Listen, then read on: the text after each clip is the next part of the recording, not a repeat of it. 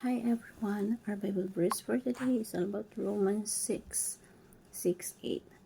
For we know that our old self was crucified with him, so that the body ruled by the sin might be done away with,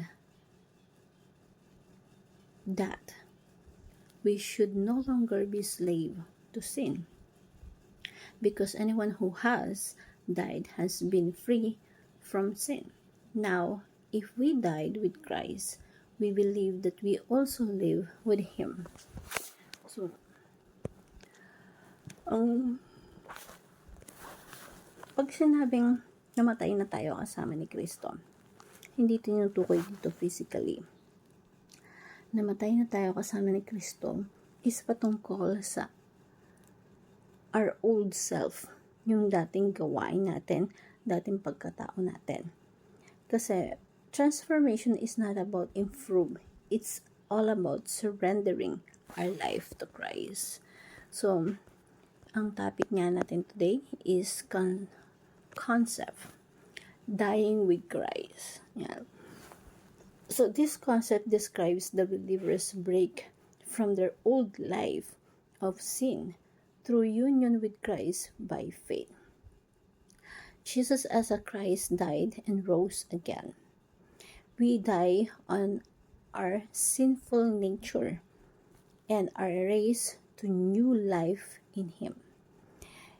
This truth reminds us that transformation is not about self-improvement, but about surrendering our lives to Christ. Our teaching for today is dying with Christ means dying to our old self. Patayin na natin yung dating pagkatao natin. Isuko natin sa ating Panginoong Hesus Kristo. Mali na kailangan mo lang manampalataya kay Kristo, pupunta ka na sa langit. Dying is in Christ, meaning dying our old self.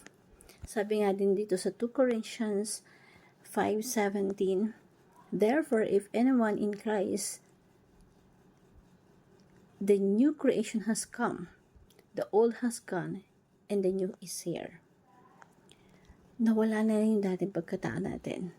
Transformation, pagbabago.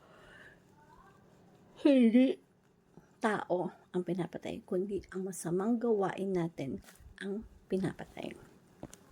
So sabi nga sa Colossians 3:5, put to death, therefore, whatever belongs to your earthly nature, sexual immorality, impurity, lust, evil desires, and greed, which is idolatry.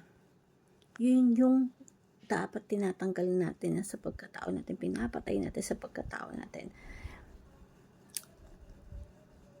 Yung kasalanan natin ipinako na sa krus kasama ng ating Panginoong Hesus. Tayo ay pinatawad na. Till maging perfect tayo someday para sa paghahanda, sa pagbabalik, para sa pagdating ng ating Panginoon. Mamuhay with Santong Spirito. Pag sinuko mo na sa Panginoon yung buhay natin, yun yung isinusurrender na natin sa Kanya. Yung Santong Spirito na yung namumuhay sa pagkatao natin. Ito yung laban ng Santong Spirito, laban sa laman natin. Magpasakop tayo sa pagkilos ng Santong Spirito sa ating mga buhay. Surrender our lives daily to one-time big. Ang pagsusurrender kasi ng buhay natin is not a one-time big time. It happens daily. You everyday itinataas mo sa Panginoon na isinusurrender natin lahat sa Kanya. Kasi everyday tayo nakikipaglaban sa sinful nature na meron tayo. Sabi nga sa Romans 13:14, rather clothe yourself with Lord Jesus Christ and do not think about how gratifying the desires of the flesh. Huwag nating ipamuhay na mag-gratify natin yung pangailangan ng laman natin. Instead, protect ourselves. Isuot natin ang ating Panginoong Hesus Kristo. Pag sinabing isuot ng ating Panginoong Hesus Kristo, is ipamuhay natin ang pamuhay ni Kristo sa buhay natin. Because we represent Jesus Christ. Christ live in us. Sabi nga sa Matthew 16:24, then Jesus said to the disciples, whoever wants to be my disciple, tries deny themselves and take up their cross and follow me.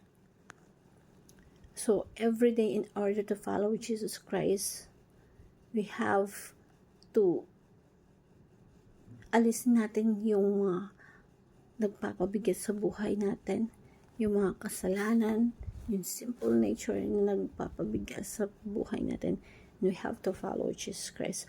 Hope this simple verse natin for today will learn something.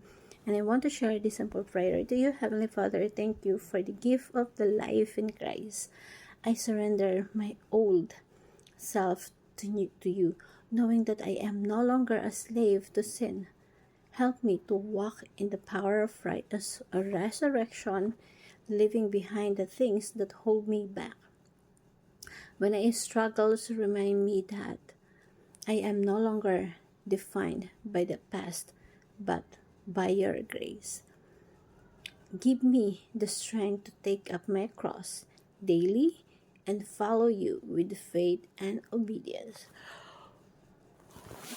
Let my life reflect your glory as I live in the freedom you have given me. And I pray in Jesus' name, amen. Thank you everyone, and